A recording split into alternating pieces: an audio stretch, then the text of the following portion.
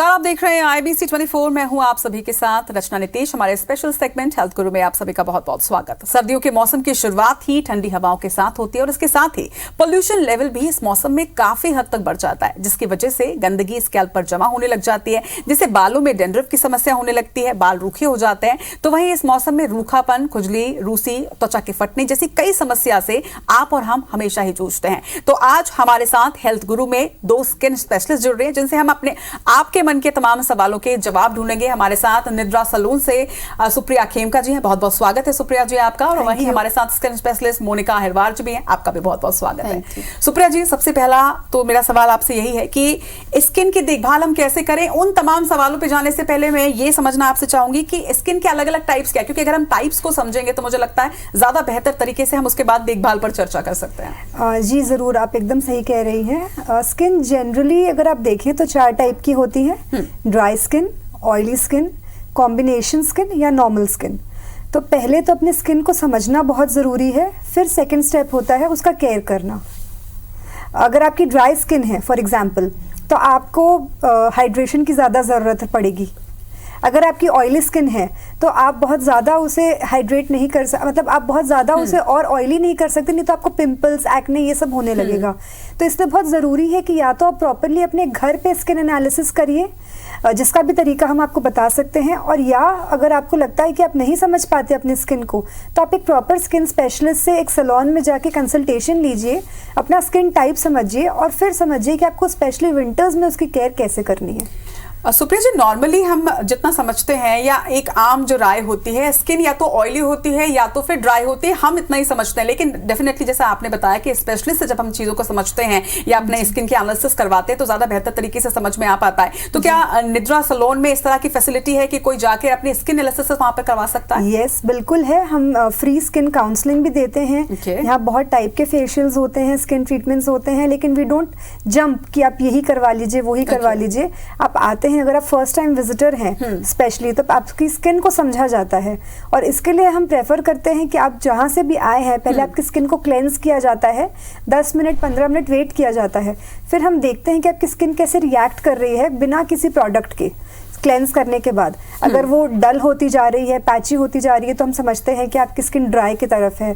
अगर आपकी skin naturally थोड़ा ग्लो देती है तो हम समझते हैं कि वो ऑयली है। और हमारे पास मशीन भी होती है, ब्यूटी स्टूडियो मशीन कहते हैं जिसे, जिसके लेंस के थ्रू हम समझते हैं कि एग्जैक्टली आपका स्किन का कौन सा पार्ट, कौन सा डोमिनेटिंग पार्ट है, ड्राई स्किन डोमिनेटिंग है या ऑयली स्किन है या ट्रबल्ड स्किन है। कई लोगों की बहुत एक्ने प्रोन स्किन होती है, तो ये सब समझने के लिए हमारे पास मशीन्स भी अवेलेबल हैं। तो चलिए, अगर आप भी स्किन एनालिसिस अपना करवाना चाहते हैं तो स्क्रीन पर आपको नंबर और एड्रेस जो है वो भी फ्लैश कर रहा होगा। आप इस नंबर पर कॉल करके अपॉइंटमेंट ले सकते हैं और बाकायदा अपना स्किन एनालिसिस जो है वो आप करवा सकते हैं। मोनिका जी, आपसे मेरा सवाल ये कि जैसे हम बात कर रहे थे कि कई बार ये होता है कि हम प्रोडक्ट्स जो है वो अपने स्किन टाइप के हिसाब से चूज नहीं करते, या फिर हमें लगता है ऐसा कि सामने वाले को वो सूट कर गया तो हम भी उसे ले लें और ट्राई करके देखें, लेकिन उसका उल्टा असर भी पड़ जाता है। तो प्रोडक्ट्स जब हम खरीदते हैं तो किन चीजों का हमें खास तौर पर ख्याल रखना चाहिए? हाँ, ये डेफिनेटली होता है कि अगर किसी को कोई प्रोडक्ट अच्छा लगता है तो हम भी परचेज कर लेते हैं, बट ऐसा नहीं होना चाहिए। आपको अपने स्किन टाइप के अकॉर्डिंग प्रोडक्ट लेना चाहिए। अगर आपका स्किन ड्राई है तो आपको मॉइस्चर बेस्ड प्रोडक्ट लेना चाहिए। तो आपको जब भी प्रोडक्ट परचेज करते हैं उस पर देखना चाहिए कि उसमें क्या इंग्रेडिएंट्स है। एंड अगर ऑयली स्किन है तो आपको वाटर बेस्ड प्रोडक्ट लेना चाहिए, एंड अगर नॉर्मल स्किन है तो आप नॉर्मल स्किन टाइप के अकॉर्डिंग प्रोडक्ट लेंगे तो वो आपके लिए बेटर है। अदरवाइज अगर आप गलत प्रोडक्ट लेंगे तो आपका स्किन भी खराब हो सकता है और एक्ने प्रोन स्किन होना का स्टार्ट हो जाएगा। तो ये तो बात हुई स्किन की, लेकिन इसके साथ साथ प्रॉब्लम हेयर्स में भी बहुत ज्यादा होती है।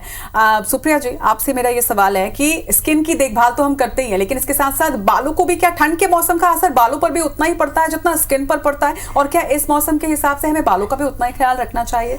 डेफिनेटली, आई थिंक इस पॉइंट पे मैं आंसर करूंगी। मेरा पर्सनल एक्सपीरियंस है, विंटर सीजन आते आते मेरे खुद के हेयर बहुत ज़्यादा स्कैल्प ड्राई हो जाता है, थोड़ा सा डैंड्रफ प्रोन हो जाता है। तो इसके लिए दोनों चीज़ें इंपॉर्टेंट है कि आप घर में अपना हेयर कैसे मेंटेन कर रहे हैं, प्रॉपर ऑयलिंग करते हैं या नहीं करते हैं, आप कंडीशन करते हैं या नहीं, सीरम यूज़ करते हैं कि नहीं। और साथ ही साथ आप सैलून में अगर आपके डैंड्रफ प्रोन हेयर है तो आपको in a span of 2 to 3 weeks आपको डैंड्रफ ट्रीटमेंट भी, एंटी डैंड्रफ ट्रीटमेंट भी ज़रूर लेना चाहिए, क्योंकि अदरवाइज़ वो आपके स्किन को अफेक्ट करने लगता है, आपको पिंपल्स भी होने लगते हैं उस वजह से। एंड लास्टली मैं कहना चाहूँगी कि सबसे अच्छा तरीका है अपनी डाइट मेंटेन करना, हेल्दी चीज़ें खाना, क्योंकि जो हमें विटामिन्स का और मिनरल्स का जो इम्बैलेंस बॉडी में होता है उसको जो अंदर से हमें फिल करने की ज़रूरत होती है वो प्रोडक्ट्स खाली नहीं कर सकते। I would in fact go to this extent कि 60% to 65% आपके डाइट आपके हेल्थ और स्किन के लिए और हेयर के लिए आपका रोल प्ले करता है उन्हें हेल्दी रखने के लिए। अच्छा, मुझे लगता है सुप्रिया जी कि कहीं ना कहीं एक बैलेंस डाइट, मतलब बैलेंस दोनों ही चीजों का, चाहे हम एक्सटर्नली जो प्रोडक्ट यूज कर रहे हैं या फिर हम जो हेल्थ मतलब जो डाइट ले रहे हैं, दोनों का एक परफेक्ट बैलेंस होगा, तभी जाके हमारे स्किन और हमारे हेयर पे वो चमक नजर आएगी। मोनिका जी, आपसे मेरा ये सवाल है कि जैसे हम डाइट की अगर हम बात कर रहे हैं तो क्या स्किन के अकॉर्डिंगली हम डाइट भी अपना प्लान कर सकते हैं और उसका भी असर फिर नजर आएगा? यस, डेफिनेटली आप स्किन टाइप के अकॉर्डिंग भी, आपकी स्किन में अगर कोई प्रॉब्लम है तो उसके अकॉर्डिंग भी डाइट प्लान कर सकते हैं। जैसे कि अगर आपका स्किन डार्कनेस की तरफ जा रहा है या ड्राई हो रहा है तो आप विटामिन सिट्रस फ्रूट या सिट्रस डाइट आप ले सकते हैं। तो डाइट भी बहुत मैटर करता है। आप हाइड्रेट करने के लिए अपनी स्किन को वाटर इनटेक अच्छे से करिए, हाइड्रेट वाले फ्रूट एंड फूड खाइए ताकि आपकी बॉडी इंटरनली हाइड्रेट रहे, क्योंकि मोस्टली लोग बाग आजकल प्रोडक्ट पे डिपेंडेंट हो गए, बट अगर हम इंटरनली अपने डाइट अच्छा नहीं रखेंगे तो एक्सटर्नली हम कितना भी कुछ कर ले लेकिन वो कहीं ना कहीं इनबैलेंस होता जाएगा। तो diet is definitely very important. मैं बहुत अप्रिशिएट करूंगी आपके इस जवाब को, क्योंकि नॉर्मली जब भी हम स्किन स्पेशलिस्ट से ये बात कर रहे होते हैं या हम किसी भी सैलून में जाते हैं तो नॉर्मली वो हमें प्रोडक्ट्स ही सजेस्ट करते हैं। वो कहते हैं कि आप ये लगाएंगे तो बिल्कुल ठीक हो जाएगा, कोई भी ये नहीं कहता कि आप ये खाएंगे तो ये भी ठीक हो जाएगा। So I really appreciate this. Supriya ji, एक सवाल मेरा आपसे ये है कि देखिए हम जो है हम अपनी त्वचा की देखभाल तो करते ही हैं, लेकिन त्वचा की देखभाल के साथ साथ प्रोडक्ट्स के चूज किस तरह से चूज किया जाए ये भी आप बता रहे हैं, लेकिन अलग अलग त्वचा के बारे में भी मैं आपसे जानकारी चाहूंगी, क्योंकि जब भी मैं किसी भी सैलून जाती हूं तो मुझे हमेशा से ही स्पेशलिस्ट ने एक चीज कही कि आपकी स्किन बहुत सेंसिटिव है। तो आपने जो स्किन टाइप्स बताया जैसे ड्राई है, ऑयली है या फिर मिक्स्ड है, सेंसिटिव स्किन कैसी होती है और क्या उसको अतिरिक्त देखभाल की आवश्यकता होती है? जी, बहुत ज्यादा जरूरी होता है। सेंसिटिव स्किन जो होती है, जब कोई लड़की या कोई लड़का कहता है कि मेरी सेंसिटिव स्किन है तो पहले तो सैलून में उस स्पेशलिस्ट को समझना चाहिए। अगर वो कंप्लेन कर रहा है तो सेंसिटिव मतलब क्या, उसे रैशेस जल्दी होते हैं, उसे इचिंग होती है, या कई लड़कियां होती है आई मेकअप कराती हैं तो उसके बाद उनकी आंखों से पानी बहना बंद नहीं होता। तो ये सब चीजें बहुत इंपॉर्टेंट होती हैं। तो अगर आपकी स्किन सेंसिटिव है तो मैं सजेस्ट करूंगी कि आप प्लीज एक कंसल्टेंट से मिलिए, चाहे सैलून हो, चाहे डॉक्टर हो, कोई डर्मेटोलॉजिस्ट हो, और समझिए कि आपको किस चीज से सेंसिटिविटी है। जैसे मोनिका मैम ने कहा कि आपको इंग्रेडिएंट्स पढ़ना बहुत जरूरी है। जस्ट बिकॉज आपको इंस्टाग्राम पे एक ऐड दिख गया और वो बहुत महंगा और अच्छा प्रोडक्ट है और एक सेलिब्रिटी प्रमोट कर रहा है तो आप जाके उसे मत परचेज कीजिए। आप समझिए कि आपकी स्किन में कौन से इंग्रेडिएंट हैं जो आपको इच करते हैं या इरिटेट करते हैं, और उनसे बचिए आप, और उसके अकॉर्डिंग अपने प्रोडक्ट सिलेक्ट करिए फॉर सेंसिटिव स्किन। अच्छा, बहुत बार ऐसा भी होता है कि जब हम मार्केट में जाते हैं और कई लोग ऐसे होते हैं जो स्किन स्पेशलिस्ट से कंसल्ट करने के बदले वो सीधे किसी कॉस्मेटिक शॉप में जाते हैं और वहां पर उनसे ही बात करते हैं कि मेरी स्किन ड्राई है तो आप मुझे कोई प्रोडक्ट सजेस्ट कर दीजिए, और वो सजेस्ट कुछ कर देते हैं, वो लोग ले लेते हैं और उसके बाद फिर उस पर कई बार रिएक्शन भी हो जाता है। तो ये चीज लोगों को मुझे लगता है कि नहीं करनी चाहिए। आप भी यही सजेस्ट करेंगे कि ऐसा नहीं करना चाहिए, आप स्किन स्पेशलिस्ट से अगर कंसल्ट करेंगे तो इट्स बेटर? यस, बिल्कुल नहीं। आप सोचिए आपके बच्चा बीमार होगा तो क्या आप जाके फार्मासिस्ट से दवाई पूछ के उसे दे देते हैं क्या? अगर एक 2 साल का बच्चा बीमार है, नहीं, आप एक डॉक्टर के पास जाते हैं। तो अगर हम अपने स्किन के लिए वैसा करेंगे तो ऑब्वियसली वो चीज गलत है। जिसको जिस चीज का नॉलेज है वही आपको उसके बारे में बेटर गाइड कर पाएंगे। एग्जैक्टली। तो IBC 24 में आज हेल्थ गुरु इस सेगमेंट से मैं आपसे ये भी अपील करूंगी, चाहे वो दवाई की बात हो या फिर प्रोडक्ट्स की बात हो, आप स्पेशलिस्ट से कंसल्ट करके ही वो चीजें लें तो वो ज्यादा बेहतर है आपकी त्वचा के लिए भी और आपकी सेहत के लिए भी। मोनिका जी, नेल एक्सटेंशन आजकल बहुत ज्यादा, आजकल तो मतलब नेल्स पार्लर अलग से खुलने लग गए हैं, यानी कि समझा जा सकता है कि लोगों को अच्छे नेल्स कितने जरूरी है, लेकिन नेल्स एक्सटेंशन की क्या आवश्यकता होती है? और इसके साथ ही अगर हम नेल एक्सटेंशन कराते हैं तो क्या वो जो हमारे प्राकृतिक नेल्स है, जो नेचुरल नेल्स है, उसको वो नुकसान पहुंचाते हैं क्या? क्योंकि ऐसा भी बहुत लोग कहते हैं कि नेल एक्सटेंशन के बाद उनके जो नेल्स है वो काफी ड्राई हो जाते हैं। एक्चुअली नेल एक्सटेंशन इसलिए जरूरत पड़ता है कि नेचुरली लोगों के नेल्स इतना ग्रो नहीं करते हैं, और लाइक जो जेल पॉलिश होता है mostly nail extension gel polish के थ्रू होता है, तो वो नेल एक्सटेंशन में ज्यादा अच्छा दिखाई देता है। तो तो इसलिए नेल एक्सटेंशन की आजकल जरूरत पड़ने लगी कि लोग अपने अपीयरेंस को अच्छा सा दिखा सके, अपने नेल्स को भी खूबसूरत दिखा सके। हाँ, डेफिनेटली लोगों का ये कहना है कि नेचुरल नेल डैमेज हो जाते हैं नेल एक्सटेंशन से, बट ऐसा नहीं है। अगर आप रेगुलर बेसिस पे अगर नेल एक्सटेंशन करवाने के बाद प्रॉपरली अगर रखते हैं ध्यान अपने नेल्स का तो डैमेज नहीं होते। हाँ, बट आफ्टर एक्सटेंशन रिमूवल के बाद आपको कुछ टाइम का गैप देना चाहिए अपने नेचुरल नेल को भी प्रॉपर ब्रीथ लेने के लिए। अगर हम कंटिन्यूअसली अगर नेल एक्सटेंशन ही रखेंगे तो डेफिनेटली कोई ना कोई नेचुरल चीज डैमेज हो ही जाएगी। सुप्रिया जी, क्या यही सारी चीजें बालों के लिए भी अप्लाई होती है? क्योंकि आजकल लोग हेयर ट्रीटमेंट भी बहुत सारे ले रहे हैं, चाहे वो अब तो बहुत सारे नाम भी आ गए, वो भी मैं आपसे जानना चाहूंगी कि कितने सारे ट्रीटमेंट होते हैं, और अगर नेचुरली किसी के बाल काफी फ्रिजी या काफी ड्राई है तो उसके लिए आप कौन सा ट्रीटमेंट सजेस्ट करेंगे, और इसके साथ ही क्या ट्रीटमेंट लेना हमेशा ही आवश्यक होता है, क्या नेचुरल तरीके से बालों को सही नहीं किया जा सकता? देखिए, ये एक डिबेट है जो एक ऑनगोइंग डिबेट है कि नेचुरल क्या होता है, सैलून क्या होता है। मैं आपसे अपने जो 18 इयर्स का सैलून इंडस्ट्री का एक्सपीरियंस और मेरी लाइफ का पर्सनल एक्सपीरियंस है शेयर करूंगी। दोनों इंपॉर्टेंट है। आप सिर्फ सैलून पे डिपेंडेंट हो जाएंगे और घर में आप अपने बालों की केयर नहीं करेंगे तो फिर आपके प्रोडक्ट्स जो हैं आपके बालों को डैमेज करना चालू कर देंगे। और अगर आप सोचेंगे कि सिर्फ मैं घर पे मेंटेन कर लूँ तो आप उसको 20% ही ऐसे लोग हैं जो सिर्फ घर पे मेंटेन कर पाते होंगे। 20% भी मैं हाई नंबर बोल रही हूँ। उसके लिए आपको उसकी पूरी साइंस समझनी पड़ती है। आपको उस तरीके से प्रोडक्ट्स घर पे, चाहे आप ऑर्गेनिकली बनाएं, चाहे आप ऑर्गेनिक प्रोडक्ट्स परचेज करें, उसको यूज़ करें, अपने बालों को खुद से ट्रीट करें, तो हो सकता है आपको सैलून जाने की नीड ना पड़े। बट 80% पॉपुलेशन जो अपने घर पे अपने बालों को बहुत कम मेंटेन करती है, उन्हें रेगुलरली अपने बालों का treatment at least once a month करवाना चाहिए। और आज के दिन इतने ऑर्गेनिक प्रोडक्ट्स अवेलेबल हैं कि आप उसमें से भी चूज कर सकते हैं। और आप पहले तो ये समझिए आपके बाल फ्रिजी हैं या ऑयली हैं या झड़ते बहुत हैं, किस चीज़ की आपको परेशानी है। क्योंकि अगर आप रूट कॉज नहीं समझेंगे तो उसके बाद आप अगर बिना समझे प्रोडक्ट्स लगा रहे हैं तो आप अपने बालों को डैमेज कर रहे हैं। सो प्लीज़ अंडरस्टैंड कि आपको होता क्या है, आपकी प्रॉब्लम क्या है, और उसके बाद उसका होम प्लस सैलून बेस्ड क्या सोल्यूशन है उसको प्रेफर करिए। This is my personal opinion. Monika ji, अब मेरा सवाल आपसे इसलिए है क्योंकि देखिए, महिलाएं जो है वो हमेशा से ही बहुत अपनी स्किन को लेकर कॉन्शियस भी रहती हैं। मेल उसके बनस्पत देखें तो कंपैरेटिवली वो उतने ज्यादा अवेयर नहीं रहते हैं कि उनको क्या करना चाहिए। वो नॉर्मली एक क्रीम लगाते हैं और उनकी स्किन नॉर्मल रहती है। तो ऐसा है कि मेल स्किन और फीमेल स्किन में उतना अंतर होता है कि फीमेल स्किन को इतने ज्यादा ख्याल की जरूरत पड़ती है? एक्चुअली डेफिनेटली अंतर होता है। जो मेल की स्किन होती है थोड़ी थिक होती है एंड मेल्स जो होते हैं बियर्ड रखते हैं तो उनको ऐसे लगता है कि उनको इतना केयर करने की जरूरत नहीं है। और फीमेल्स के फेस पे मतलब वो ब्यूटी मतलब इनहेंस करने के लिए वो अपना इतना केयर करती है एंड मेल को इतना कोई देखता भी नहीं है, लोग ऐसे सोचते हैं। बट दोनों को ही उतना ही प्रॉपर जरूरत होती है अपने स्किन केयर की। मेल्स को भी स्किन प्रॉब्लम होती है एंड फीमेल को भी स्किन प्रॉब्लम होती है। तो दोनों को ही अपना स्किन केयर अच्छे से करना चाहिए। जो प्रॉब्लम फीमेल्स को होती है वही प्रॉब्लम मेल्स को भी होती है। तो ऐसे कुछ डिफरेंस नहीं होता है, दोनों को ही प्रॉब्लम्स होती है। तो चाहे मेल स्किन हो या फीमेल स्किन हो, दोनों को ही अपने स्किन का ख्याल रखने की बिल्कुल उसी तरह से जरूरत है जैसे कि हम अपनी सेहत का ख्याल रखते हैं। सुप्रिया जी, आपसे मेरा सवाल एक है कि क्लीनिंग, मॉइस्चराइजिंग और नरिशिंग, ये 3 स्टेप इन जनरल जो लोग जानते हैं, इनमें से सबसे इंपॉर्टेंट स्टेप आप किसको मानते हैं? What I will say is कि ये 3 स्टेप नहीं होते, 4 स्टेप होते हैं। फर्स्ट ऑफ ऑल, जो मैंने अभी रिसेंटली समझा है, और ये होता है cleansing, toning, moisturising and protecting your skin. ये चारों स्टेप इक्वली इम्पॉर्टेंट होते हैं। ये चारों स्टेप करने में मैक्सिमम आपको 8 to 9 मिनट्स लगते हैं। अगर आपको सीख जाते हैं धीरे धीरे तो 5 to 6 मिनट्स में भी आप कर सकते हैं। और अगर आप ये चारों स्टेप मॉर्निंग एंड इवनिंग करेंगे, मॉर्निंग एंड नाइट टाइम में, तो आप अगर 1 मंथ करके देखेंगे आपको अपने स्किन पर डिफरेंस दिखना चालू हो जाएगा। और आपको समझ आएगा कि इसमें से एक स्टेप कम इम्पॉर्टेंट और एक स्टेप ज़्यादा इम्पॉर्टेंट ऐसा नहीं होता। चारों स्टेप की उतनी ही नीड होती है।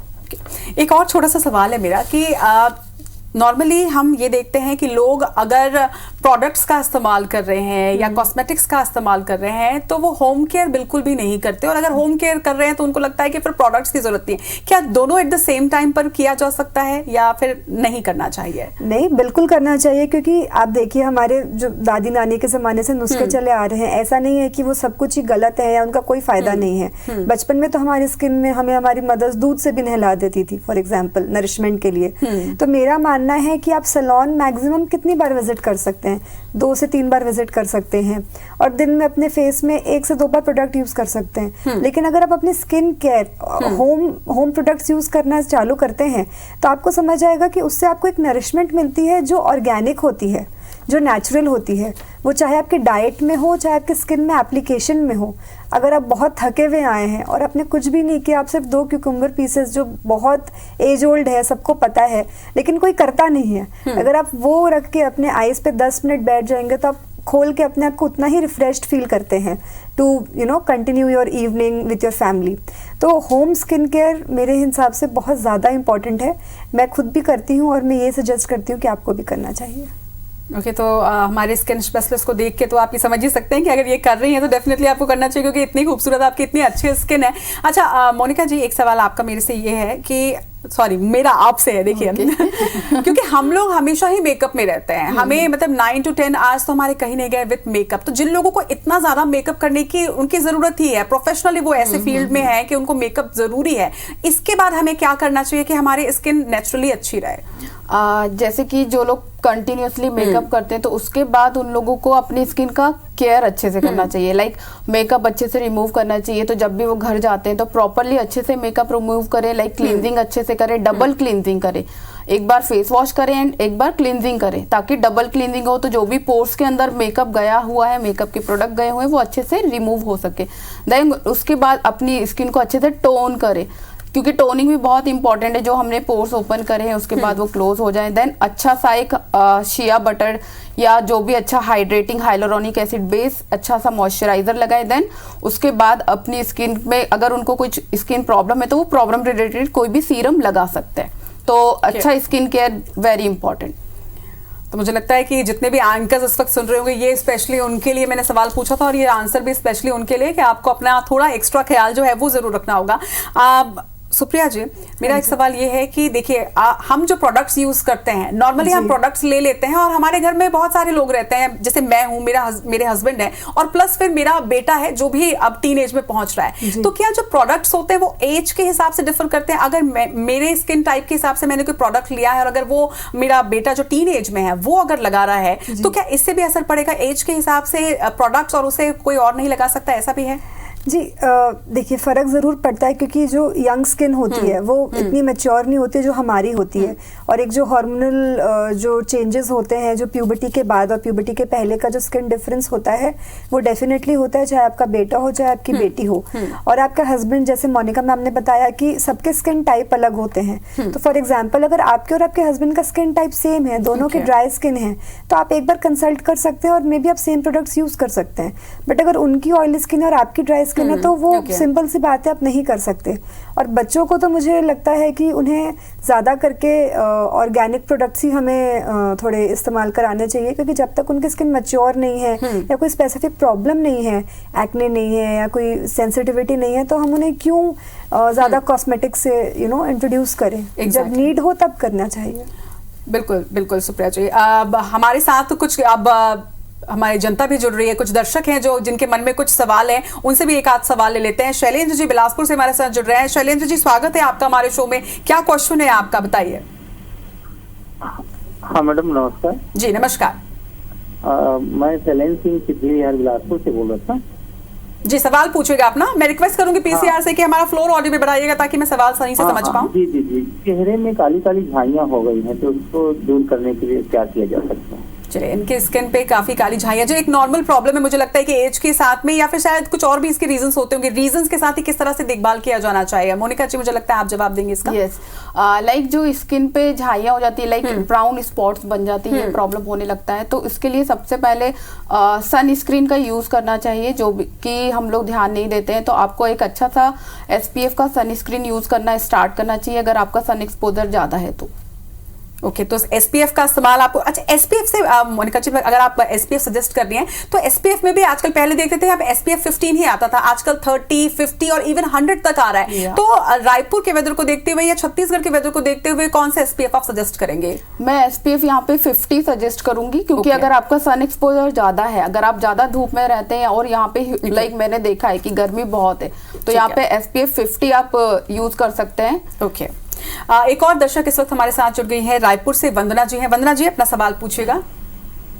जी, जो आजकल जो चेहरे में आंखों के नीचे में हल्का सा जो कालापना रहता है और जो गाल पे जो काला काला टाइप का झाई टाइप का पड़ता है, उसके लिए हमको क्या करना चाहिए? चलिए, झाई वाला क्वेश्चन तो अभी मुझे लगता है कि जस्ट उन्होंने पैचेस के बारे में बता दिया, आपको SPF इस्तेमाल करना है। लेकिन डार्क सर्कल मुझे लगता है सुप्रिया जी एक कॉमन प्रॉब्लम है, ये क्यों होती है और उसे किस तरह से ठीक किया जा सकता है? देखिए, डार्क सर्कल्स जो होते हैं उन्हें कंप्लीटली रिमूव करना डिफिकल्ट होता है, लेकिन उन्हें मिनिमाइज किया जा सकता है। उसके प्रोडक्ट्स होते हैं, उसके स्किन ट्रीटमेंट्स होते हैं, और उसका एक बहुत ज़्यादा इम्पॉर्टेंट रीज़न होता है स्लीप। बोलते हैं कि अगर आपकी एक रात की भी स्लीप डिप्राइवेशन होती है, अगर आपकी बॉडी को समझ लीजिए 8 आवर्स चाहिए और आप 5 आवर्स या 6 आवर्स ही सोए हैं, तो बॉडी को रिकवर करने में ऑलमोस्ट 3 to 4 डेज लग जाते हैं। तो इट इज़ वेरी इंपॉर्टेंट कि आप अपना स्लीप पैटर्न सही रखिए, आप 7 to 8 आवर्स की स्लीप लें, और आप कोई भी आजकल बहुत अच्छे अच्छे जेल्स एंड सिरम्स अवेलेबल है अंडर आईज के लिए, उसको एक रेगुलर तरीके से नाइट टाइम में यूज़ करना स्टार्ट करें। ओके, तो आज हेल्थ गुरु के सेगमेंट में हमारे साथ स्किन स्पेशलिस्ट थी मोनिका जी, सुप्रिया जी, आप दोनों का बहुत बहुत शुक्रिया। आज इस चर्चा से ये जरूर निकलकर सामने आया है कि आपको अपने हेल्थ का भी उतना ही ध्यान रखना चाहिए, क्योंकि अगर आप अपने हेल्थ का और इंटरनली आप ध्यान रखेंगे, अपने डाइट का ध्यान रखेंगे, तो वो आपकी स्किन पर भी जरूर रिफ्लेक्ट करेगा। एक बार फिर से आप दोनों का बहुत बहुत शुक्रिया और आप सभी का भी बहुत बहुत शुक्रिया हमारे साथ जुड़ने के लिए।